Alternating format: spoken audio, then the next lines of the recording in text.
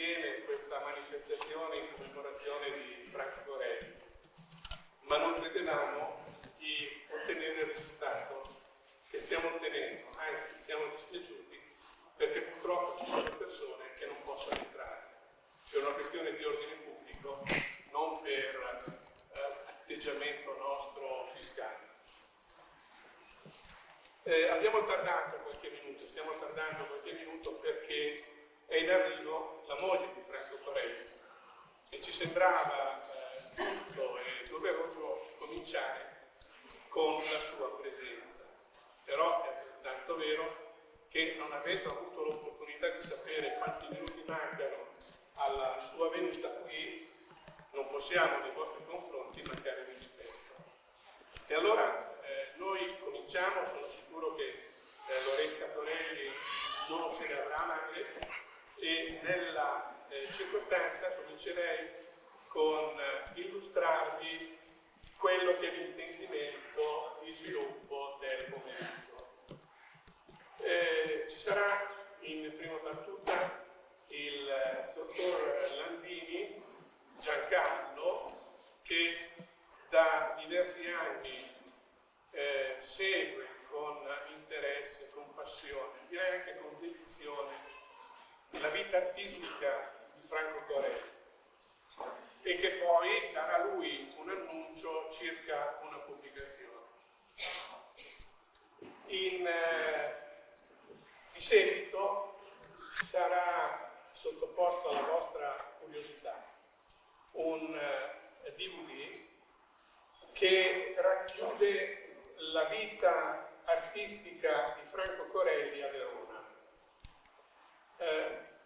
Proprio tutta la giornata, tutto il pomeriggio è gestito e sarà gestito per ripercorrere quello che è stato fatto a Verona. Non si parlerà di altri teatri, non si parlerà di altre opere, ma di interpretazioni fatte a Verona. Ci saranno locandine, ci saranno fotografie, del resto il Luciano Pollini è il curatore di quello che avete visto prima di entrare. Gran parte di quei documenti sono riportati in questo DVD e in questo DVD quello che si vede sarà sostenuto da un audio che è stato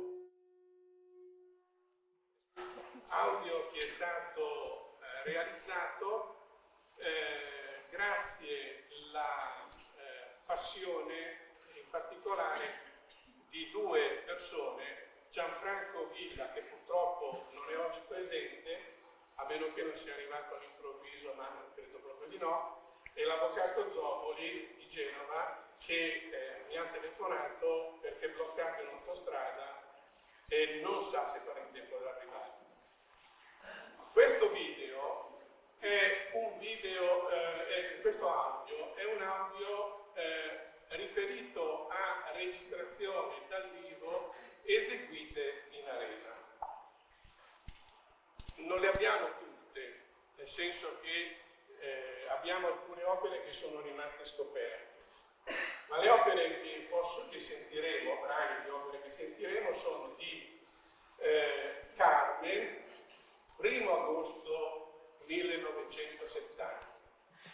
È una Carmen magica, e magica perché ci sono serate che nascono così, e avrete modo di apprezzare questa Carmen e avrete modo di applaudire la Carmen di quella serata, la signora Adriana Lazzarini. Ci sarà...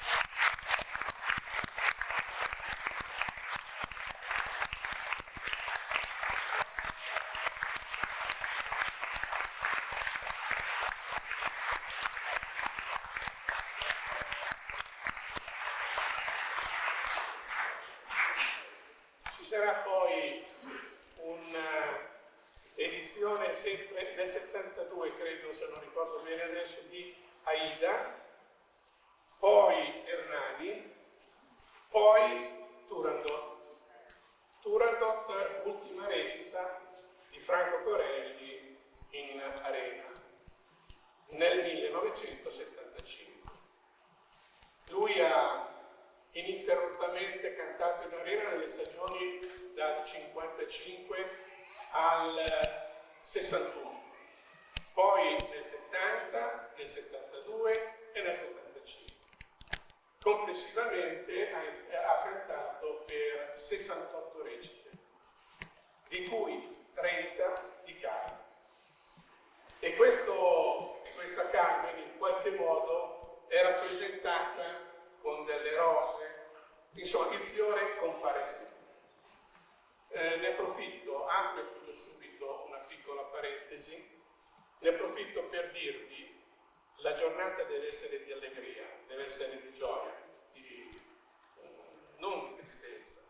Però volevo dirvi che proprio ieri mattina al cimitero monumentale di Milano è stato fatto il trasferimento delle ceneri da una postazione provvisoria al monumento che è stato realizzato. E quindi da oggi Franco è ospite in questo luogo, certamente sotto certi aspetti più degno di quello nel quale per necessità era stato sistemato per 3 anni. Al termine di questo video, che dura circa 60 minuti, ci sarà l'opportunità di ascoltare, e questa è una sorpresa, di ascoltare dei cani. E sarà il dottor Landini a ufficializzare questa sorpresa aggiungendo alcuni aspetti tecnici che solo lui in modo puntuale potrà dire nell'occasione. Rimane un ultimo spazio. L'ultimo spazio è quello che abbiamo definito delle testimonianze. Io in questi giorni, venendo qui a Verona per chiedere collaborazione, aiuto, e tutti hanno collaborato e tutti mi hanno aiutato in questa impresa, ho sentito un grosso affetto nei confronti di Franco. E per questo affetto io, a nome delle persone che sono vicine a Franco, ringrazio proprio tutti. Le testimonianze sono scaturite nella circostanza perché un signore mi ha raccontato una cosa, una signora me ne ha raccontata un'altra,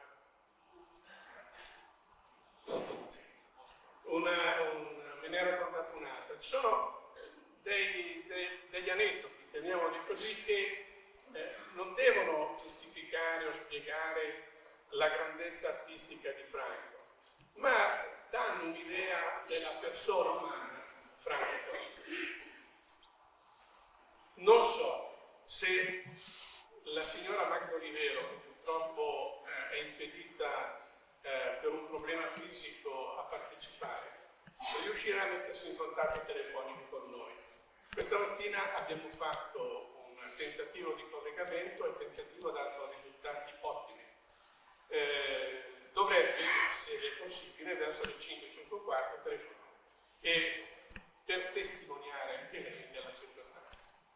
Se tra i presenti, arrivando al tempo delle testimonianze, c'è qualcuno che non deve avere tanto coraggio, il microfono è qui, è questione di un attimo, vuole raccontare qualcosa, siamo ben contenti di poter aggiungere a quello che ci sappiamo altre cose. Io vi ringrazio, porgo adesso al dottor Landini il microfono e speriamo proprio che vi troverà bene. Grazie.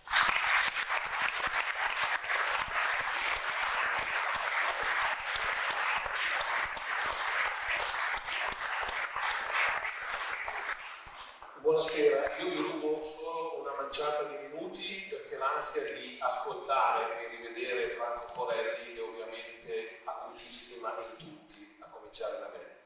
Faccio una premessa, per chi non lo sapesse, per chiarire per quale motivo io, piuttosto che un altro qua, anche perché per ragioni anagrafiche, io ho visto meno di molti di voi Franco Corelli in teatro, anche se qui in arena un paio di volte sono riuscito a vederlo direttamente. Il motivo è molto semplice, perché a un certo punto la mia parabola critica intercetta quella di Franco Corelli. Quando viene conferito a Catania a Franco Corelli il Bellini d'Oro per la sua interpretazione di Norma, io fui invitato a tenere la prolusione per questo premio. Non avevo mai conosciuto personalmente Franco Corelli, che avevo sempre ammirato. Io mi ricordo che appena dopo il ritiro di Corelli dalle scene, quando io sostanzialmente ero un pivello, avevo cercato una intervista con Franco Corelli, che allora non ebbi, ma che riuscì a contattare per telefono, e devo dire che fu gentilissimo con me, no? E mi spiegò i motivi per cui lui in quel momento non aveva voglia di dare un'intervista a nessuno, e in particolare non aveva voglia di dare un'intervista a me. Presentando i motivi per cui veniva dato questo premio, a un certo punto Franco Corelli si alza, e io ero da parte a Munzone fu sindaco di Catania e fu uno storico direttore artistico del Teatro Massimo Bellini di Catania, dove ha portato un sacco di grandissimi artisti. Vedo che la signora Lazzarini dice facendo con la testa, spezzo una lancia e voglio essere polemico, ma è nel mio stile. Forse un vero musicologo di quelli con la M maiuscola, ma sapeva fare dei cast, e sapeva fare dei cast che funzionavano perfettamente, per cui al Teatro Massimo di Catania, per esempio, hanno ascoltato Nicolai Ghedda, tenore svedese, che questo signore contattò e fece venire. Chiusa la parentesi, e perdonatemi la polemica. Io dissi a Munzone, e probabilmente ho detto qualcosa che non va, e quindi adesso Franco Corelli, che sapevo animoso in talune situazioni, viene qui e succede qualcosa di più. In realtà Corelli venne lì e invece no, disse: no, vedo che lei ha colto determinate cose della mia parabola artistica, e da lì è nata un'amicizia. È nata un'amicizia, tant'è vero che poi alla sera Franco Corelli mi disse: non andiamo alla cena ufficiale, andiamo a cena noi tre, Loretta, io e Franco, e poi ci trovammo anche su un altro punto, le nostre ipocondrie, no? Per cui parlavamo di malattie, non di malattie, di tutti i vari disturbi che potevamo avere e non potevamo avere, e questo aumentò, diciamo, la conoscenza e l'amicizia. Poi Franco Corelli mi disse: ma lei vuole scrivere un libro su di me? E io dissi: no, io al momento non voglio scrivere niente su di lei, cioè non sono qui perché interessato a capirle delle notizie. E nacque un'amicizia che è durata fino a quando poi Franco Corelli è morto, e devo dire che sono rimasto molto colpito dalla cosa. Tra l'altro l'inverno prima che Franco Corelli poi fu ricoverato, Corelli mi aveva invitato spesso, forse quasi presentendo, a registrare tutta una serie di sue testimonianze, no? Io ho una sola cassetta, ma gli dissi: ma che vuoi, maestro, lei sta benone, non vedo perché devo venire a cominciare questo lavoro, lo faremo quando avremo tempo e quando avremo voglia, al momento non serve. Quindi questo è il motivo per spiegare il perché io e non un'altra persona. Tra l'altro ho avuto l'occasione di essere a fianco a Franco Corelli per la serata che lui fece al Verdi di Trieste, commemorativa, a Parma, e poi devo dire che sono la persona che è riuscito a convincerlo a tornare alla Scala per la commemorazione scaligera, e fu un'avventura, un'impresa impressionante, perché Franco Corelli, professionista assoluto, anche se solo doveva parlare in pubblico, aveva terrore del pubblico, ma perché pensava di non essere all'altezza. Poi arrivato sul palcoscenico, ovviamente non solo era all'altezza, ma era super all'altezza. Io devo dire che non mi stupisce la presenza così numerosa. Tutte le volte che io ho assistito a delle serate commemorative di Franco Corelli, ho visto sale stipate, e Franco Corelli, stando zitto, ha preso più applausi di quelli che normalmente prendono i grandi tenori cantando. Io ricorderò sempre la serata parmense, dove alla fine in tutta la serata ci sono stati 40 minuti di applausi tra una cosa e l'altra. Franco Corelli di fronte da un teatro regio in delirio, devo dire in delirio, semplicemente ascoltando dischi e sentendo Franco Corelli parlare. Quindi questo vuol dire che Franco Corelli ha lasciato nel cuore di tutti noi un ricordo veramente fortissimo. E questo è il primo motivo per cui noi siamo qua. Noi siamo qua, è vero che è una giornata gioiosa, ma siamo qua per ricordare una persona che ci ha dato molto. E su questo io credo che non ci sono dubbi. E ci ha dato molto per un motivo, a mio avviso, particolare, quello che mi introduce nella seconda parte della riflessione, che mi spetta di più come critico. Perché Franco Corelli è un artista di levatura superiore nella misura in cui ha trasformato il suono, io insisto su questo punto quando parlo di Corelli, in materia di arte e di drammaturgia. Quando voi parlavate con Corelli, c'era in Corelli la fissazione del suono, la timbratura del suono, la nota, la singola nota cercata con ossessione. Tant'è vero che quando si dovevano ascoltare dei dischi di Corelli, Franco Corelli, era di una severità incredibile con se stesso, quasi nessun disco andava bene per Franco Corelli, ma non era una posa, non era mai una posa liristica, era la ricerca della perfezione, che a suo avviso in qualche momento, perché Corelli diceva io un po' di carriera l'ho fatta, no? In qualche momento lui ha trovato. E in che cosa consisteva? Consisteva nel trasformare il suono in uno strumento per costruire il personaggio, per costruire la situazione scenica, per costruire il dramma. Sostanzialmente Franco Corelli, per istinto, Franco Corelli non era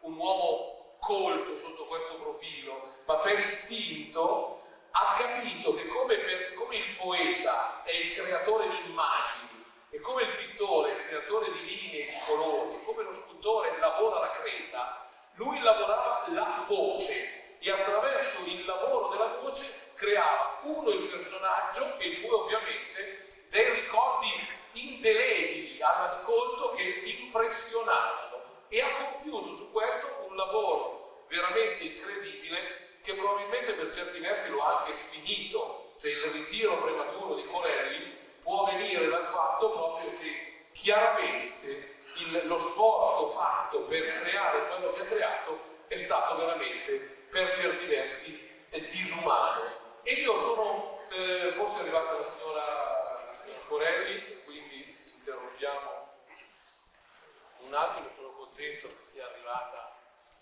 in questo momento.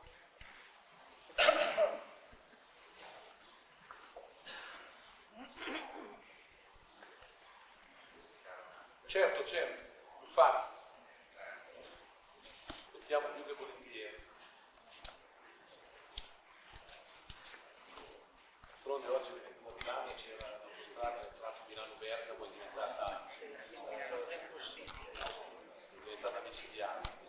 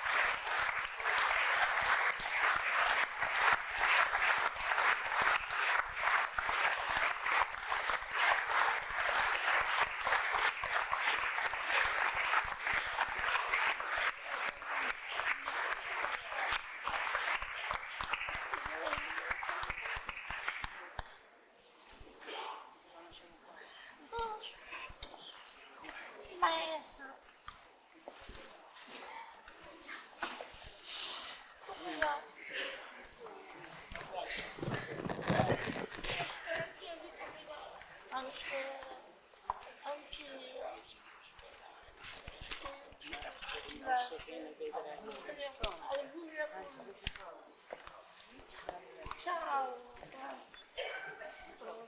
Sono Francesca. La mamma come c'è?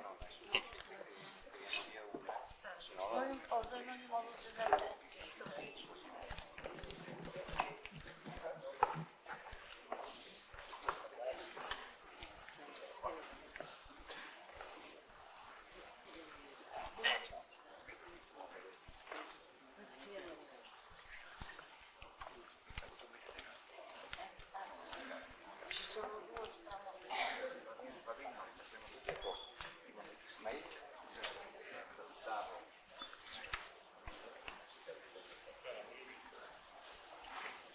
Ecco, salutiamo ufficialmente la signora Loretta Corelli che è arrivata.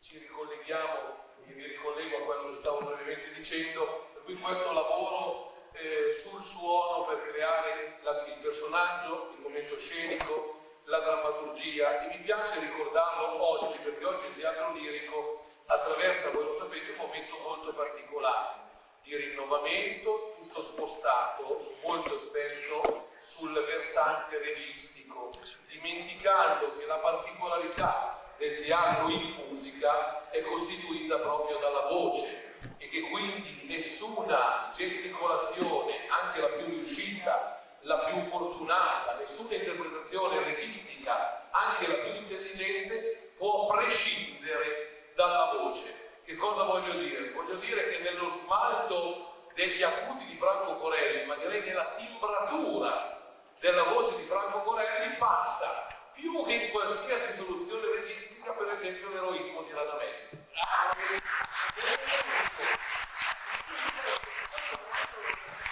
Assolutamente ogni tipo di regia, anzi l'ideale sarebbe avere le due cose, saremmo all'ottimo, ma se avessimo la seconda soluzione senza la voce avremmo creato qualcosa che progressivamente non c'entra più con l'opera lirica. E nella sua parabola artistica, tra l'altro percorsa qui a Verona sia dal punto di vista cronologico, dagli anni 50 agli anni 70, sia dal punto di vista dei personaggi, in fondo se ci pensiamo qui a Verona c'è tutto quello che ci deve essere di Franco Corelli. Franco Corelli ha percorso una parabola spettacolare per due motivi. Franco Corelli, come lo sapete, è nato con una voce gigantesca, con una voce che debordava dagli argini, e poi è riuscito nell'impresa rarissima per questo tipo di voci, perché umanamente molto difficile, di piegarla al canto legato e quindi alla morbidezza e alla dolcezza, e questo gli ha dato la possibilità ante litteram, per esempio, di creare un Radamés che contemplasse da un lato la forza ma dall'altra anche la smaltatura della dolcezza, senza la quale questa figura chiaramente non può essere realizzata pienamente, arrivando a dei risultati che hanno dell'incredibile, che tutti ricorderete meglio di me, o comunque tutti avete chiaramente nelle orecchie.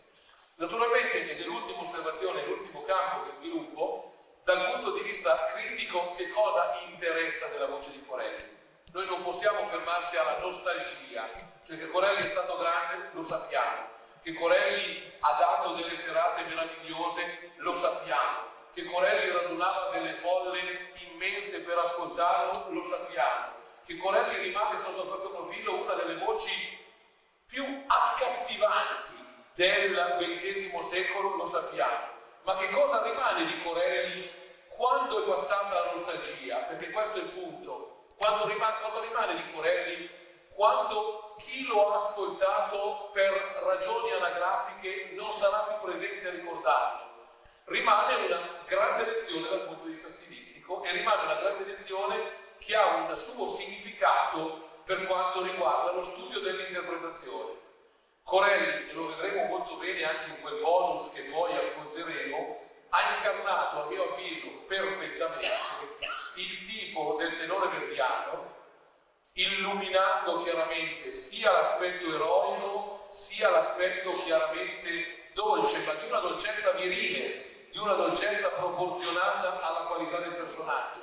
E ha saputo spostare questo genere di effetto anche all'interno di alcuni grandi personaggi, a monte e a valle di Verdi, vale a dire, uno l'ha portato a personaggi come Pollione della Norma, del quale ha interpretato in maniera mirabile il tipo del baritenore neoclassico, che deve avere da un lato una voce chiaramente quasi baritonale, ma dall'altra lo slancio chiaramente tenorile. Io vorrei ricordare sotto questo profilo un'interpretazione che spesso viene dimenticata, che è quella dell'Agnese di Oistaufer, che lui fece mirabilmente al Maggio Musicale Fiorentino, e che potrebbe essere un punto di partenza per capire che cosa dovrebbe essere la vocalità dei tenori eroici dell'inizio Novecento, e poi chiaramente anche arrivando ad alcuni personaggi di Puccini, due in particolare, senza togliere niente agli altri. Da un lato il bandito della fanciulla del West, che lui sapeva interpretare dandogli chiaramente tutta la forza, tutta la spettacolarità, tutto lo slancio del declamato della fanciulla del West, e aggiungendovi anche un lato particolare da non sottovalutare, anzi importantissimo, quello della presenza scenica, che tra l'altro Puccini richiedeva per uno spartito di questo genere e che esigeva, e poi dall'altra parte quello del miracolo del personaggio di Calaf. Personalmente io reputo che il Calaf di Corelli debba essere considerato il migliore di tutto il XX secolo per due motivi, perché si ascoltano anche degli altri Calaf meravigliosi, ma spesso questi Calaf brillanti in alto lo danno alla zona centrale, che invece è molto importante. Corelli possedeva sia la prima ottava della voce, senza la quale non si può cantare Non piangere Liu, e anche la smaltatura eroica che serve poi per superare tutta la scena degli enigmi, per superare poi il Nessun Dorma, per la puntatura del Nessun Dorma, e soprattutto per eseguire quello che è il grande scoglio, a mio avviso, della Turandot, vale a dire il finale Alfano, quel micidiale duetto sia per il soprano che per il tenore, che costituisce uno dei momenti più forti e più intensi della vocalità pucciniana. Ecco, tutto questo poi Corelli riusciva a farlo con la sua assoluta personalità. E la personalità di Corelli, a mio avviso, era data da due cose. Beh, uno, certamente questo fascino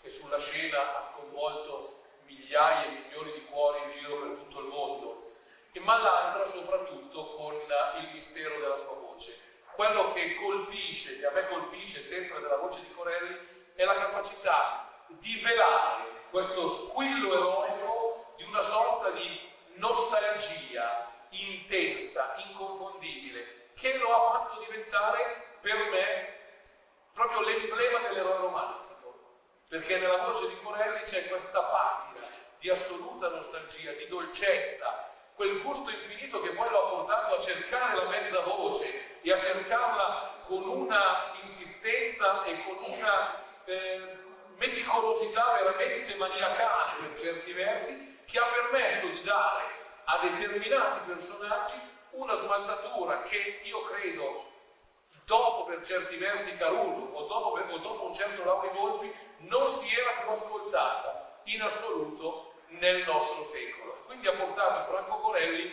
a diventare sotto questo profilo assolutamente fenomenale e assolutamente eccezionale. Concludo ricordando questo: noi ascolteremo poi quel disco che è un disco non in commercio, ascolterete Franco Corelli che studia il pianoforte a casa propria alcune parti. Tra l'altro nell'archivio di casa Corelli, per esempio, lo possiamo dire, tanto al momento nessuno lo sentirà, ci sono anche dei passaggi di Franco Corelli che studia il Guglielmo Tell, perché all'epoca degli Ugonotti voi sapete che la Scala aveva in ballottaggio Ugonotti e Guglielmo Tell, e Franco Corelli, per non sbagliarsi e tenersi in allenamento, studiava anche il Guglielmo Tell. Ma è bello che a casa sua lo studiava in tono, e lo studiava tra l'altro fraseggiandolo con un impeto incredibile, e ogni tanto in queste registrazioni si sente la signora Loretta, questo mi permetto di dirlo, che interviene in maniera puntualissima facendo degli appunti che possono sembrare molto severi ma sempre particolarmente giusti, a richiamare Franco Corelli, che faceva delle prove meravigliose, ad essere ancora più eccezionale ed essere ancora più bravo. Tant'è vero, questa è una cosa che ho già detto altre volte, quindi non è una captanza di benevolenza nei confronti della signora Loretta. Io sono fermamente convinto, questo l'ho sempre sostenuto, Franco Corelli non sarebbe diventato quello che è diventato senza la presenza di Loretta Di Lello, che è stato il suo specchio severissimo, e assieme tutte e due hanno cercato la perfezione. Per cui voi sentirete un frammento del Poliuto, no? E l'ho già detto lo scorso anno, basterebbe questo frammento del Poliuto per passare alla storia. Cioè, se un tenore avesse inciso solo quel frammento del Poliuto e basta, sarebbe già da considerare un tenore storico. Eppure sentite la signora Loretta Di Lello che giustamente gli dice: no Franco, queste note non sono ancora perfette come potrebbero essere, ma il bello e che aveva ragione lei e che lui, ascoltandola, ha ottenuto delle note ancora più perfette. Cioè viene fuori quello che ho detto prima, e con questo chiudo, proprio il miracolo maniacale della ricerca del suono, per intercettare una cosa che Franco Corelli ha intercettato, a mio avviso assolutamente, che lo rende unico, il mistero della voce. Franco Corelli ha capito che dentro la voce parlata, cantata e intonata, passa un mistero che è quello che scatena le platee. Ricordatevi, c'è un aneddoto molto bello che metto in collegamento, poi davvero la finisco. Puccini va a ascoltare Sara Bernard e l'ascolta in Tosca. Puccini non sapeva una parola di francese, l'unica cosa che ricorda è questa voce che arriva e che crea sostanzialmente il miracolo. Ecco, la voce di Corelli, arrivando di volta in Pollione, in Calaf, in Radames, nello stesso Hernani, no? Creava il miracolo dei diversi personaggi, e lo creava perché c'è stata questa ricerca assoluta che è durata per dei decenni. E io mi ricordo, perché assistenti alle recite di Hernani, che noi allora nell'Hernani del 72 ci permettavamo il lusso a volte di dire: ma Corelli in questo momento non è più il Corelli di una volta, in questa recita non è il Corelli perfetto, e risentendolo invece oggi dobbiamo dire che evidentemente vivevamo in un'epoca di lusso e potevamo scialare buttando comunque meno considerando determinate voci, ma che non solo Corelli Hernani, ma è un magnifico Hernani, e soprattutto ha dentro dell'Hernani, dei personaggi verdiani, che cosa? La natura tenorile. La natura tenorile che consiste nello squillo, nella lucentezza, nella brillantezza, nell'impeto, che, attenzione, non è acuto. Oggi spesso e volentieri sento dire questa cosa: lo squillo è nell'acuto. No, non è nell'acuto, è in tutta la gamma. Tutta la gamma. E questo che lo fa eroe, e questo che lo fa assolutamente particolare, e devo dire che sotto questo profilo io credo, e non è un'esagerazione, Franco Corelli è rimasto e rimane assolutamente senza eredi, e quindi anche questo lo rende assolutamente fenomenale. E io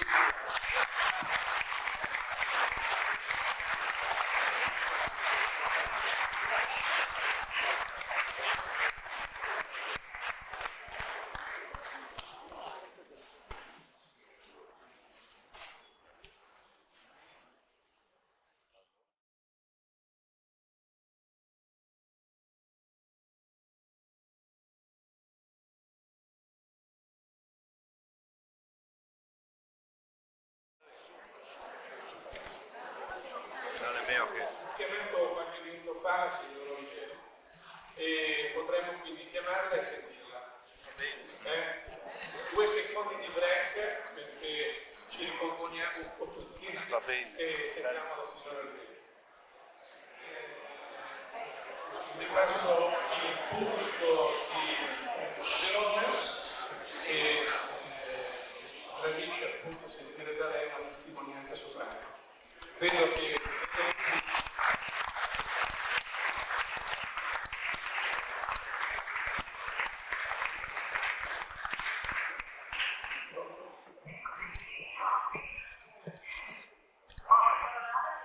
prego signora. Prego. In questo momento mi sento veramente commossa a ricordare Franco Corelli, al quale io ho voluto tanto bene, ma di come fosse la mia partenza, perché le sue paure, staccate così con questi errori, così che mi veniva per una nota, mi faceva tanta tenerezza, e dicevo: lei è un grande tenore, ma perché si lascia prendere dallo sconforto? Faccio del West, il primo atto, a un certo punto inizio un ballo dietro per andare a ballare, vedo? Cominciava il suo grande angoscia, che cominciava ad andare avanti e indietro, io adesso c'ho quella nota non riuscivo a farla, adesso devo fare quella nota, io come faccio che non riesco? Una cosa terribile.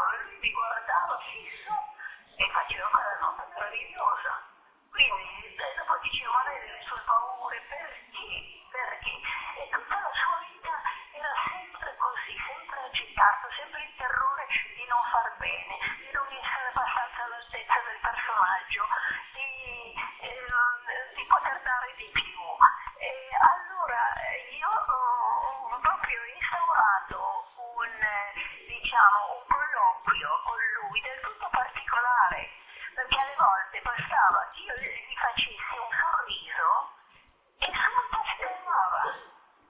È una cosa molto molto strana questa, vero?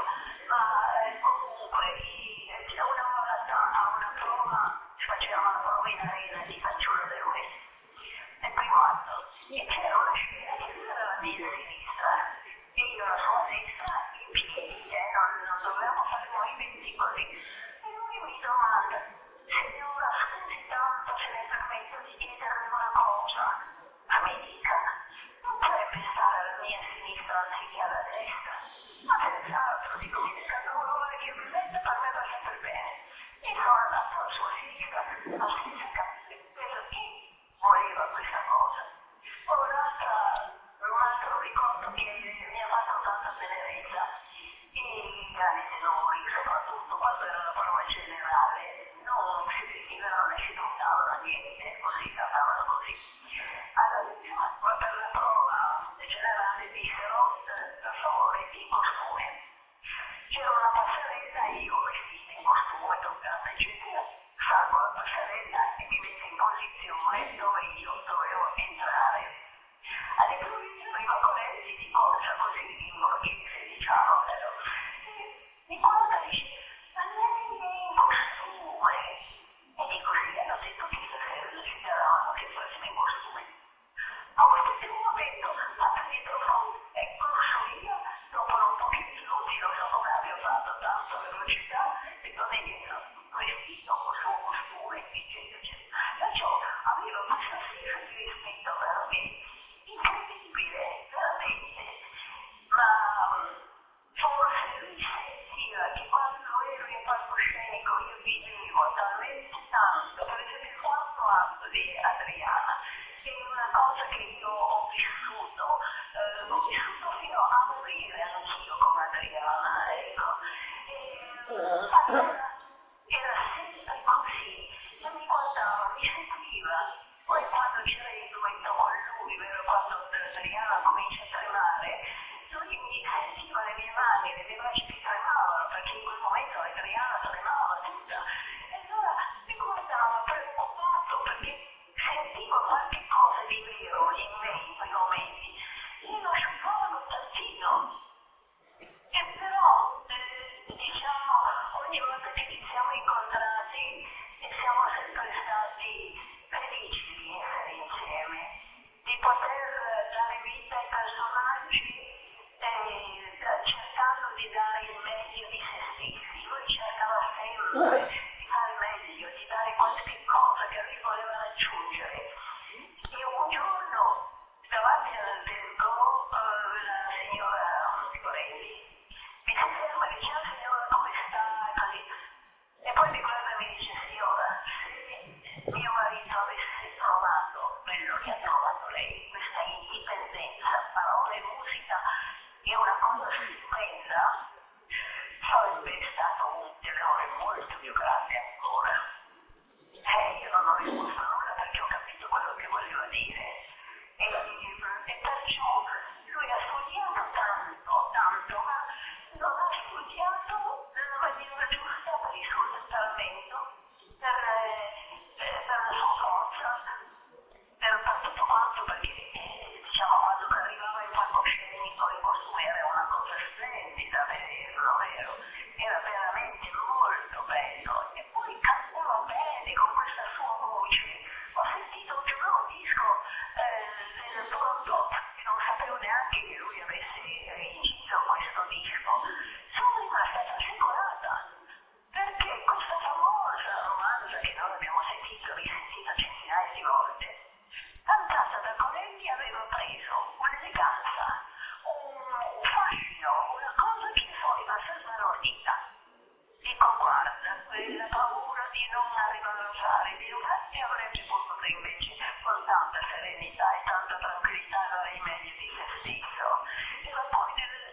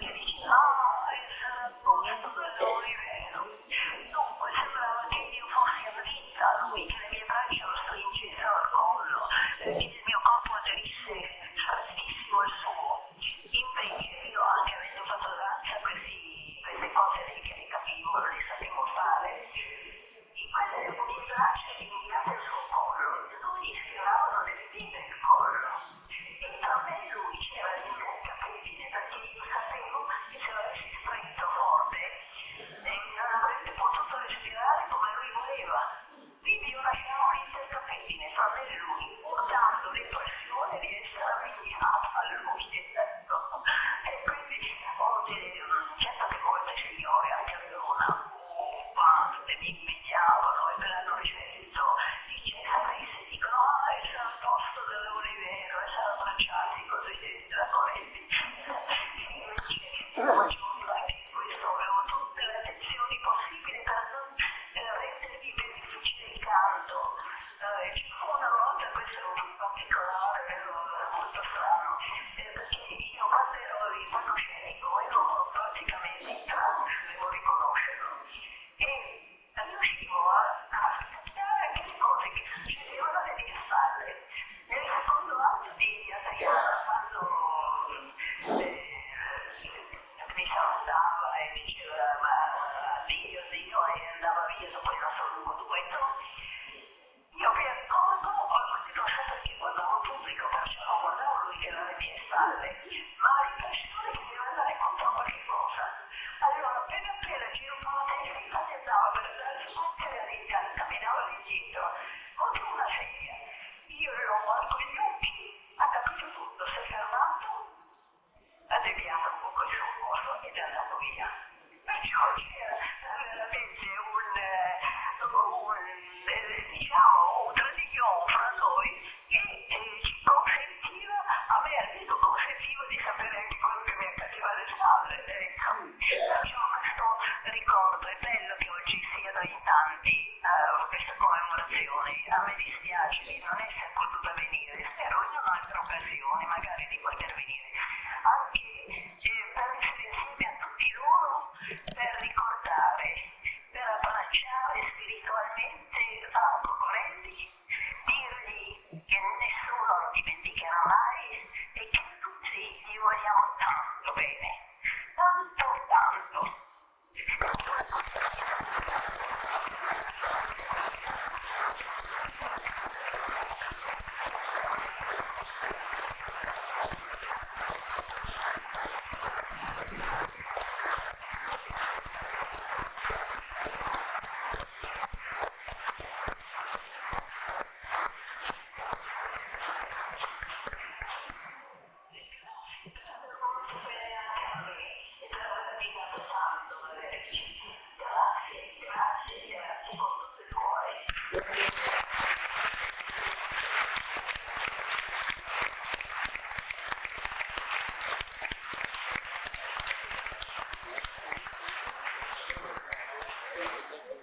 Ecco, sono contento di aver potuto avere questa testimonianza. Adesso quella che doveva essere appunto la sorpresa, e mi auguro che le emozioni che avete provate nel sentire Franco Corelli prima siano altrettanto vive e intense ascoltando questa voce che studia.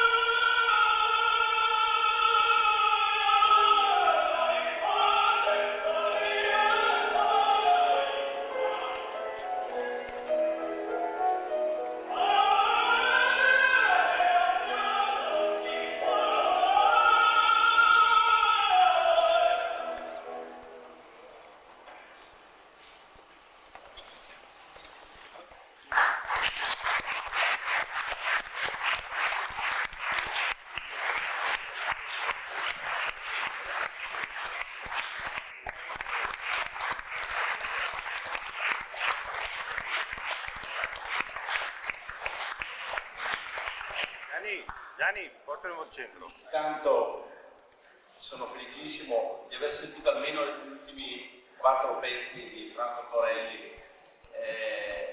Devo dire che farlo, e ringrazio l'associazione in onore di questo splendido tenore qui a Verona, dove Corelli ha cantato in arena tantissime volte. E chi frequenta l'arena si chiede sempre, quando viene un tenore ed ha avuto la fortuna di aver assistito o ascoltato dei canti straordinari come quelli che abbiamo sentito, dicendo: ma ci sarà mai un tenore che raggiungerà quei livelli, quella capacità di interpretazione che un artista come Corelli ha fatto? Allora è una domanda che ogni volta che viene un nuovo tenore ci si pone, noi ci poniamo, e ce lo poniamo in un teatro così difficile e importante come l'Arena di Verona. Però l'Arena di Verona è sempre stato un luogo ambito dai più grandi artisti, come lo è stato per Franco. Ecco perché siamo contentissimi di farlo qui, e io ringrazio ancora l'associazione per averlo fatto, perché è un richiamo formidabile alla capacità di questo artista, e l'artista che è in grado di aver tracciato una linea straordinaria. Abbiamo anche l'onore di avere qui tra noi la signora Corelli, la figlia, e questo credo che rende onore grandissimo alla nostra città.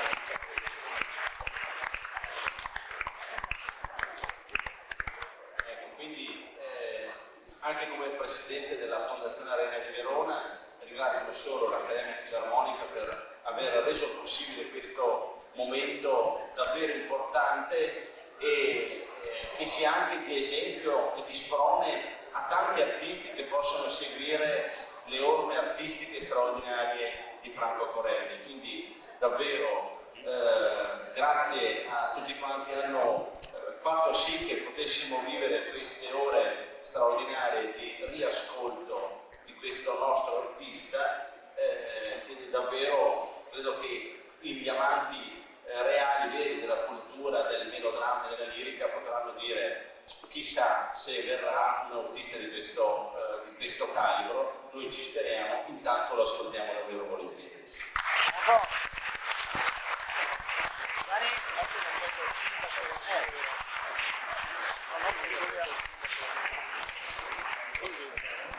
Addio. Abbiamo anche Tu devi tirarlo su che faceva una foto, no? Abbiamo anche niente il piacere di avere il soprano Adriano, che è arrivata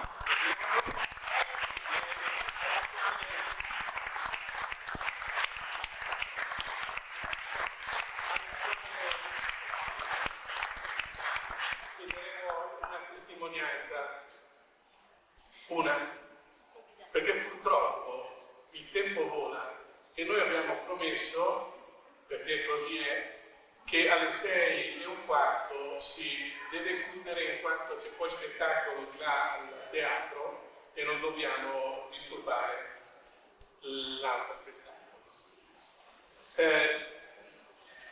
Per quanto riguarda le testimonianze, abbiamo sentito quella di Magda Vivero.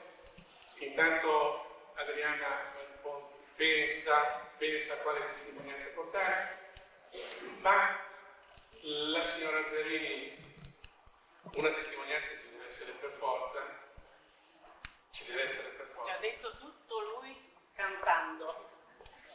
Mi sembra che la testimonianza di questa non si possa.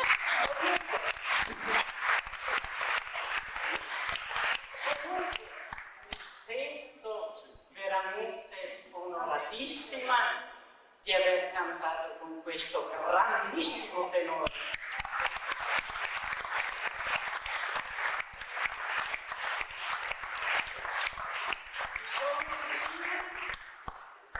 E grazie di tutto ancora.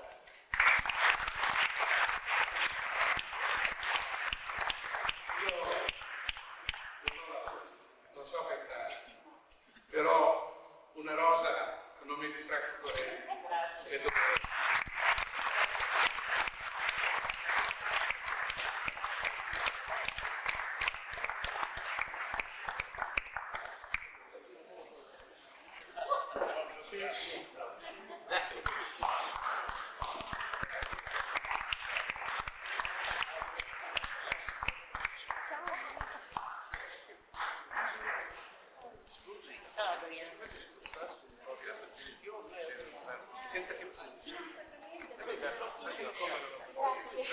Buonasera. Io ho cantato Verona nel 75 e prima nel 73 a Boemi con il direttore Peter Magher, però non c'era Franco perché poi ho cantato la Liu nella stessa stagione che ha cantato lui la Carmen, nel 75, e ho fatto le prime recite della Turandot nella produzione con Maestro Patanè che dirigeva. Però io ho conosciuto Franco al Metropolitan e ho cantato con lui la prima. Sono un po' emozionata, scusatemi.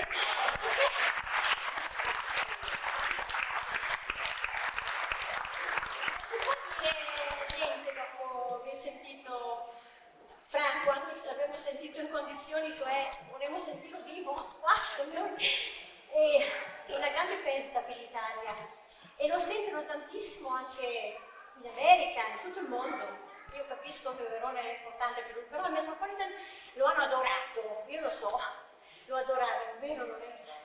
Allora io ho avuto la gioia di cantare con lui la Turandot, la Liu, poi ho cantato Romeo e Giulietta, in francese, e quando si inginocchiava davanti a me mi sembrava di toccare il cielo, perché vedevo Franco ai miei piedi nella dichiarazione d'amore che Romeo fa a Giulietta. Oltretutto Giulietta è un personaggio che mi avvicina un po' anche alla mia famiglia perché il mio nonno era veronese, non lo sa nessuno. Mio nonno Pontedera discendeva da una famiglia antichissima dei conti di Pontedera e erano da 6 secoli qui a Verona e delle parti anche di Padova e così via. Vabbè, questa è un'altra cosa. Comunque Franco, poi ho cantato la Bohème in Giappone con lui nell'81, nel 75 col Metropolitan e sempre al Metropolitan abbiamo fatto la Carmen, Micaela, io e poi ci siamo ritrovati in una grande passeggiata sul mare dell'Atlantico. Abbiamo fatto 10 giorni sulla Royale di Tingle Sea, io ho fatto 2 concerti, un'oretta, ho tante fotografie di ricordi meravigliosi dei Caraibi, con tutta la troupe, diciamo, tutti i signori che pagavano il Metropolitan, che mantenevano il Met in vita, tutti questi grandi personaggi. Ed è stata un'esperienza meravigliosa perché abbiamo parlato tanto. E Franco mi diceva, Franco era un essere assolutamente eccezionale anche sotto l'aspetto umano. Queste sue paure era perché lui era molto sensibile. Lui amava la natura, amava gli animali. Una volta mi ha confessato, perché io sono fanatica per le bestie, e mi diceva, ma tu sai, dice che anch'io in autostrada levo il piede dall'acceleratore per evitare gli uccellini. Perché io gli dicevo che addirittura io lo faccio per le farfalle, oltre che per gli uccellini. E lui diceva la stessa cosa. Cioè lui adorava la natura e questa insicurezza che mi sembra che sia stata un'insicurezza, non è vero. Lui era un grande sensibilone. Era una persona straordinaria, sotto questo aspetto, e la sensibilità, lo sapete meglio di me, è collegata direttamente con l'intelligenza. Franco era molto intelligente, oltre che un grande, meraviglioso tenore, unico, irripetibile.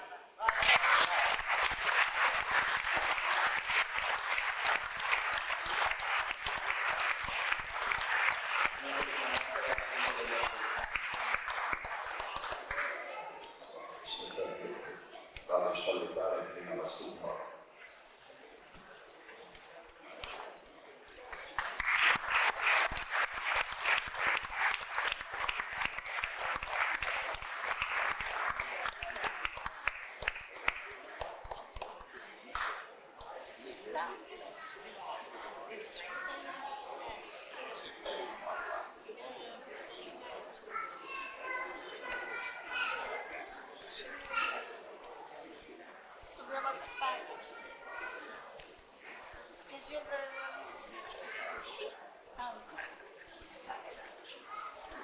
Prego maestro. Va bene lì.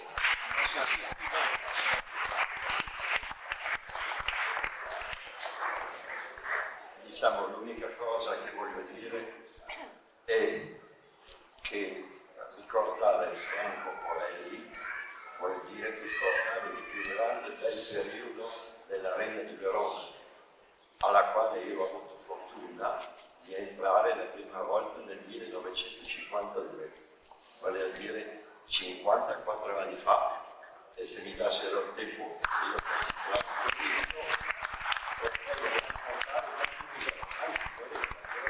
mi viene a mente adesso un episodio molto divertente. Mi pare che fosse la Carmen con la regia di Maestrini, Carlo Maestrini, buonasera, di Maestrini, il quale, conoscendo un po' diciamo lo spirito, non è che fosse una timidezza eccetera, era il carattere di Franco, perché era una timidezza che come apriva la bocca spariva subito, la Silvina c'era più, però aveva quello, come diceva prima la signora Magda Olivero, che quando era in scena ogni tanto lui improvvisava, andava correndo di qua, anziché essere. E allora cosa aveva fatto Maestrini? Ho le fotografie, ero vestito anche io da soldato, diciamo, in carne, eccetera, e avevo il compito di seguirlo per ricordargli, guarda che così vuole il regista, che ancora erano registi che conoscevano il valore della voce, perché tu sai benissimo, anche tu sai che i grandi artisti, a cominciare da Franco, magari il regista diceva ti devi mettere là, invece se il cantante aveva individuato un punto migliore, per carità, l'Arena è un grandissimo monumento, ma ci sono delle zone dove se un artista si piazza la voce vuole di più, se invece magari il regista vuole che vada di là non si sente niente. Quindi non faccio critica a nessuno, ma questa è la grande verità. Ad ogni modo ringrazio la famiglia Corelli che mi ha chiamato l'altro giorno, perché è stato un piacere vederci, è stato l'unico. Sì, è stato l'unico. Ciao.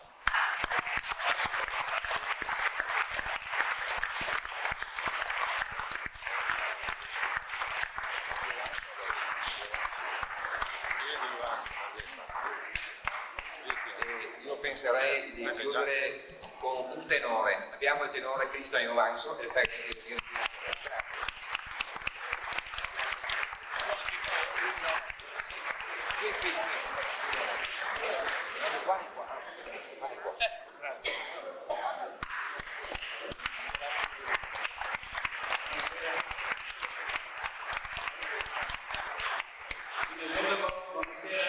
Arena di Verona, veronese, buonasera, signora.